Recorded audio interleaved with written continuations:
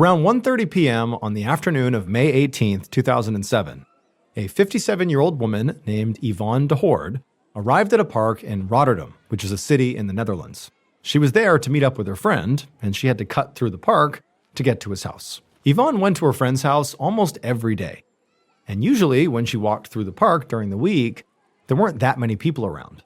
But on this day, it was really crowded because it was the Friday of a long weekend, and there was just a lot of families and visitors that were enjoying the spring weather, which meant the playground, the pathways, and the park's little cafe were all packed. But Yvonne didn't pay that much attention to the crowds because she was busy thinking about her friend. They'd known each other for years, and they had what she considered to be a very special connection that Yvonne didn't think she had with anybody else. Now, Yvonne knew that a lot of people might say her and her friend's relationship was sort of more strange than special. In fact, some people in her life actually openly disapproved of it. But for Yvonne, it seemed like the main reason for that was, Yvonne was generally pretty friendly and social and sort of an outgoing, normal person, but her friend was extremely reclusive and never left his house, and so it just seemed like an odd pairing. Her friend was originally from Germany, but even though he'd lived in the Netherlands now for years, he'd never learned the language.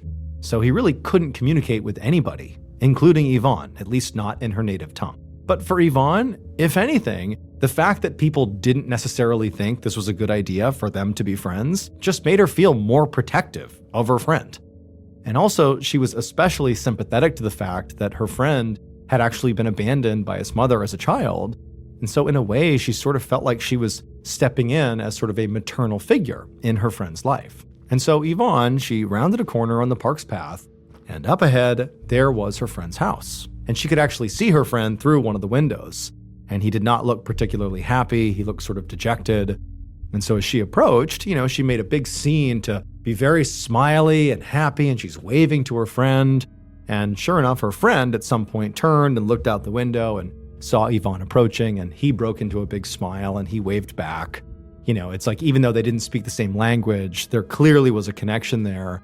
And Yvonne was just filled with happiness, so glad that she was here to see him. And so Yvonne, she made her way over to her friend, and that day really was spent the same way they spent all their other days together, which again, they don't speak the same language. So it was just sort of a lot of, body language and gestures and sort of just sitting together and just sort of enjoying each other's company. There wasn't really any direct communication happening, but this was a unique relationship. And for Yvonne, whatever it was enough for her. And she felt like for her friend, it was reciprocated. He appreciated their time together, and that was enough.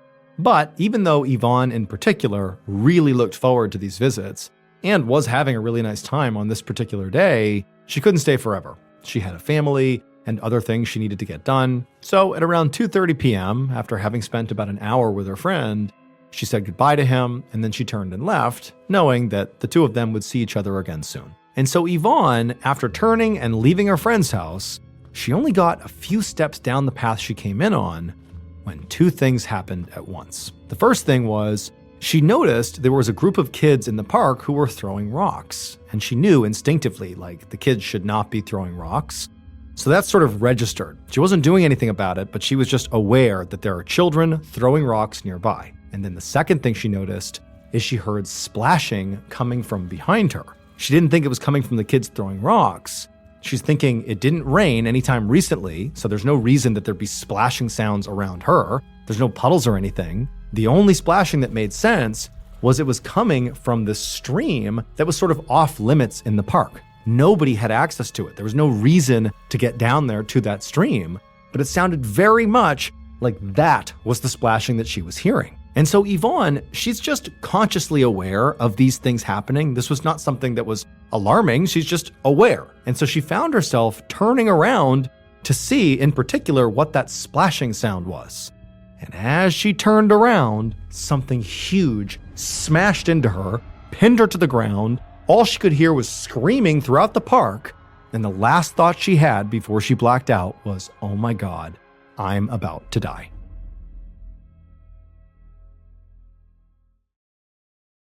Not far away, a man named Arvid Hendricks, who had also come to this same park with his wife and his two kids, heard the screams echoing through the park. He was right outside the cafe that Yvonne had been walking towards, and he had just been about to go inside when all this commotion had started. So this particular cafe sat on a path that cut through the park itself. It was a small place, almost like a glorified snack bar, and it had a big pavilion right in front of it with outdoor seating that looked out over the park. And from Arvid's perspective, as he was standing on that pavilion near the cafe entrance, he could hear these people screaming and actually started to see them running in his direction. But Arvid had no idea what they were screaming about or what they were running from. It just seemed like all of a sudden everybody's panicking and coming this way. And so instinctively, Arvid's thinking, okay, there's something threatening going on, and he needs to make sure his family is safe before he even knows what the threat is. So he grabbed his kids and his wife, and he ran into the restaurant along with everybody else. And remember, this restaurant, this cafe, was not huge. Inside, it sort of felt like a dining hall with large communal tables. And so with all these people rushing inside, this place quickly became chaotic. And then after all these people came inside, a few of the people went forward and did their best to barricade the front doors. Even though they were glass and would be pretty easy to break through, they did what they could to sort of block them off. After this, despite there still being this really intense energy sort of buzzing around the room, things actually kind of calmed down. Arvid and probably many other people in this cafe did not know what was going on. They had just sort of reacted instinctively and went in here, assuming there has to be some real threat out there. Let's take shelter. And so there's this weird lull period where everyone's kind of looking around, Arvid included, trying to figure out, is there really a big threat out there, or are we overreacting here? And as they're all sitting there kind of wondering what's going on, the front doors, the glass doors, suddenly shatter. And once again, the whole group is thrust into absolute chaos once again, as all the parents are grabbing their kids, and even though they still don't really know what's going on, they're trying to rush towards those shattered doors to get out of this place, which now feels like it is dangerous, in some ways worse than outside. And so it's this huge bottleneck as the door, as everyone's screaming, there's just madness happening. And Arvid, he could tell there was no way he could get through this cluster of people desperately trying to get out. And so he just grabbed his wife and his kids, and they went under one of the tables and they hid. And for the next couple of minutes, everything all around Arvid and his family continued to be absolutely chaotic and madness. But then eventually, everything just went quiet as everybody else made their way out of the cafe. And it was just Arvid and his family sitting there wondering what the heck is going on. And for a moment, Arvid felt like, okay, I'm safe. I don't know what's going on, but me and my family, we are safe. However, before he instructed his kids and his wife to come out of their hiding spot, he heard the sound of more glass shattering, and then he heard these loud stomping sounds as something huge was making its way through those front doors into the cafe. And suddenly, it hit Arvid when he looked out and saw what it was, why everybody was running. And he also realized that he and his family were now trapped. It would turn out all the people in Yvonne's life who frowned on her special friendship had been right to do so. Because although Yvonne loved her daily routine with her friend did not actually feel the same way. Every day when Yvonne went to visit, she would sit with her friend and keep him company. And Yvonne's friend would smile back at her. This was sort of the rapport they had developed, at least in Yvonne's mind. The smiling back and forth suggested they were friends. What Yvonne didn't realize is that them smiling back and forth was actually something her friend hated. And on that particular Friday afternoon, her friend was already in a very bad mood. The park that surrounded his house was so crowded and so loud, and those kids who Yvonne saw throwing rocks when she left had been doing it earlier. They were throwing rocks that whole time that she was visiting with her friend, and some of those rocks were hitting her friend's house. And it was making him so agitated and mad. And then the whole time through this interaction, Yvonne is smiling over and over at her friend, thinking this is so great, and it just totally sent her friend over the edge. And so when Yvonne finally left and walked away, the friend, should have felt relieved because now, one of the things that was really agitating him was gone. Yvonne, she was gone. But the friend knew she wasn't really leaving for good. She would just come back tomorrow, like she always did, with that same enraging smile on top of all the other things that were so annoying. And the friend just could not take it any longer. So he snapped. He stormed out of his house, splashing through that off-limits stream in the park to get to Yvonne as she walked away. And just before he reached her, she turned around and saw him. This time, he smiled at Yvonne before she could smile at him. And for once, she didn't smile back. Instead, she looked terrified. And this was because Yvonne's friend was a 400-pound silverback gorilla named Boquito. And the park he lived in was a zoo. To silverback gorillas, smiling is not a sign of friendship. It's a sign of aggression and hostility. So it's very likely that from Boquito's point of view, almost every day for years, Yvonne had been coming to his enclosure, in essence, to threaten him. At least that's very likely how he interpreted it. And he had been basically threatening her back whenever he smiled by showing his teeth. And he thought maybe that would get her to go away, but it never worked. She always came back and just continued to threaten him. And so eventually, like the story goes, it became too much. Luckily though, Boquito didn't harm really anybody except for Yvonne. He bit her over 100 times and broke multiple bones, but Yvonne did survive. But no other guests were harmed, including Arvid and his family. They were trapped in that cafe with Boquito, who after attacking Yvonne had charged in there and was walking around, but Boquito never attacked.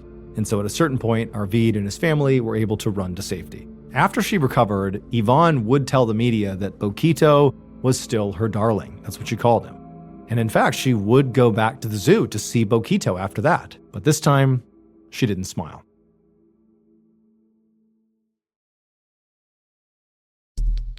The next and final story of today's episode is called Off the Bus.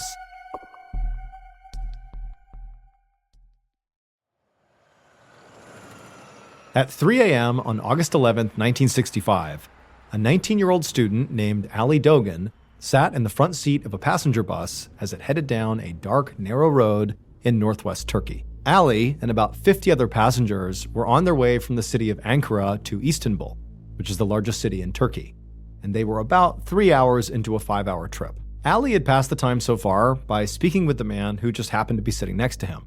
He was an Air Force lieutenant. The lieutenant told Ali that originally he had actually been booked to take a flight to Istanbul, but he had missed the flight, and so here he was on the bus. But he told Ali that actually he was really enjoying this bus ride. He had never been on a long bus ride before, and critically, he had scored the very front seat in the bus, so he could basically see out the front window of the bus. And so for him, that was kind of exhilarating. And for Ali, he had actually switched spots with a previous passenger who had been sitting next to the lieutenant when they first boarded. He had switched with that person because Ali, the reason he was switching, was he wanted that view too. And so he and this lieutenant were sort of bonding over their shared excitement over, watching the road as they drove for hours on end. Ali and the lieutenant spoke in very quiet voices since almost everybody else on the bus was fast asleep. But these two, they're pumped, they're watching the road, they're talking about it quietly. But at a certain point, Ali, despite his enthusiasm for this ride, he started to feel pretty drowsy too. Ali was on his way back to Istanbul where he went to college. And later that day, because right now it's 3 a.m., later that day, he had a big exam. And he knew that as much as he wanted to stay up and sort of enjoy the ride, he really needed to get some sleep. So he took his sweatshirt and rolled it up like a pillow, put it behind his head, told the lieutenant he was going to sleep for a bit, and then he put his head back and closed his eyes.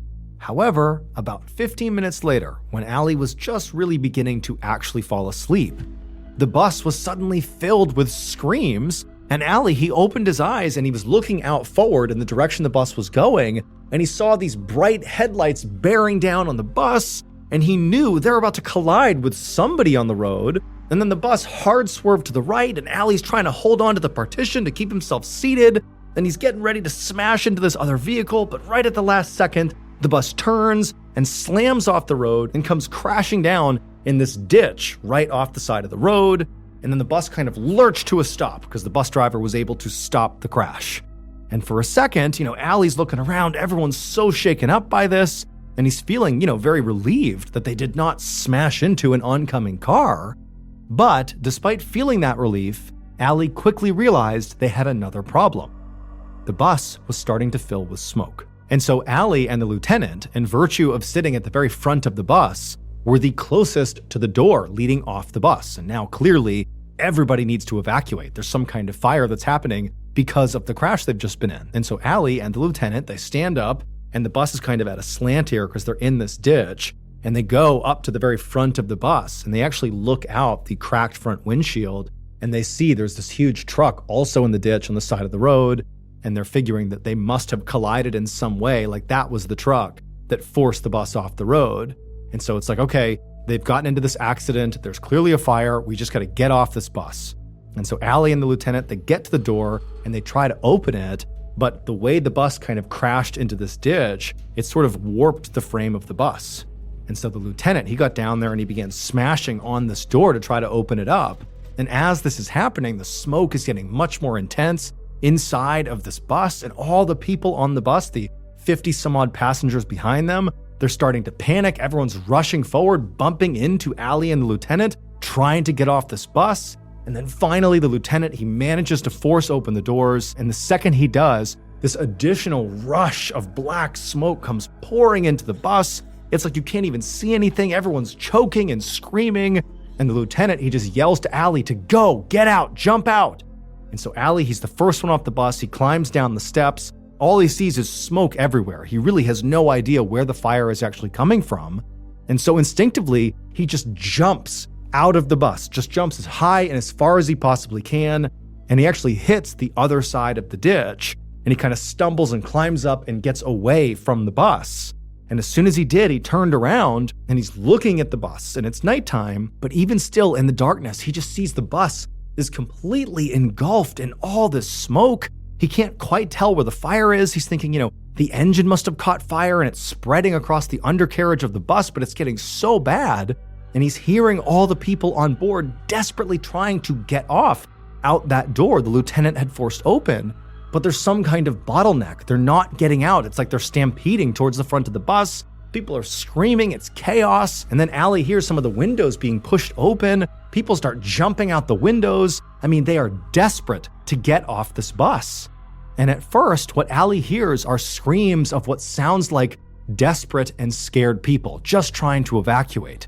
But quickly, those screams, when the folks started coming out of the bus, turned to pure agony.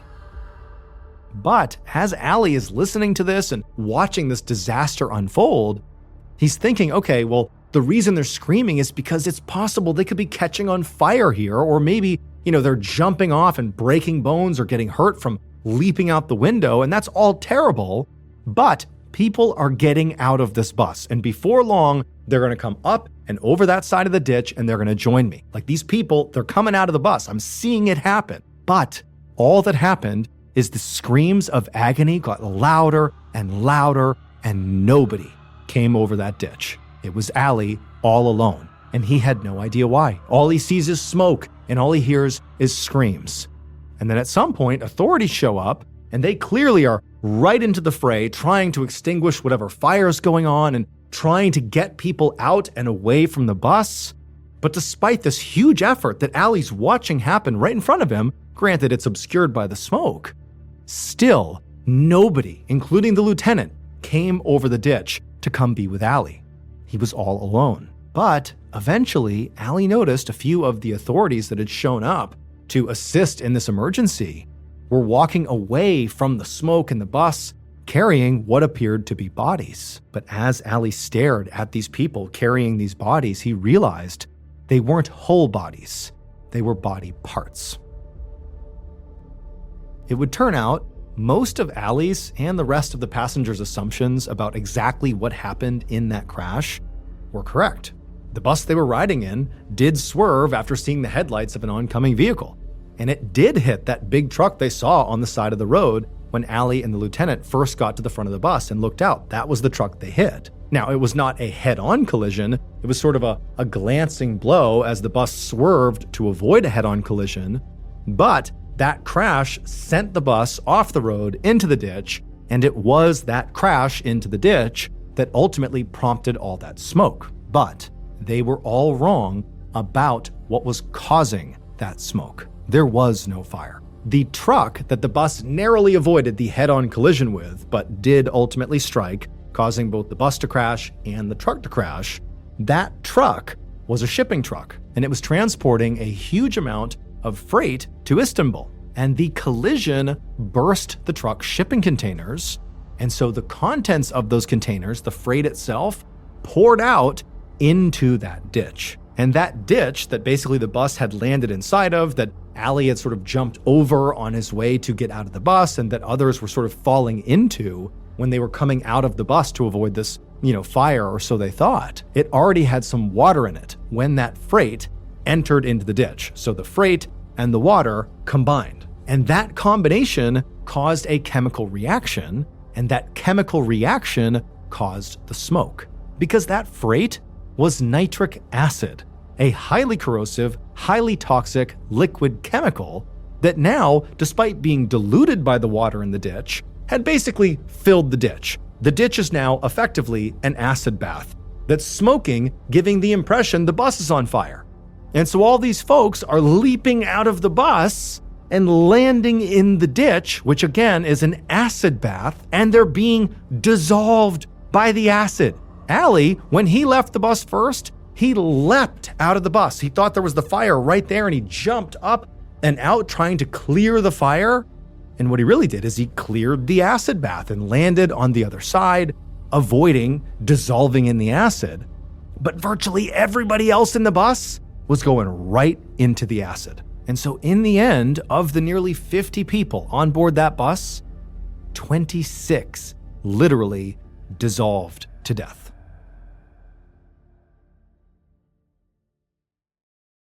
A quick note about our stories: they are all based on true events, but we sometimes use pseudonyms to protect the people involved, and some details are fictionalized for dramatic purposes.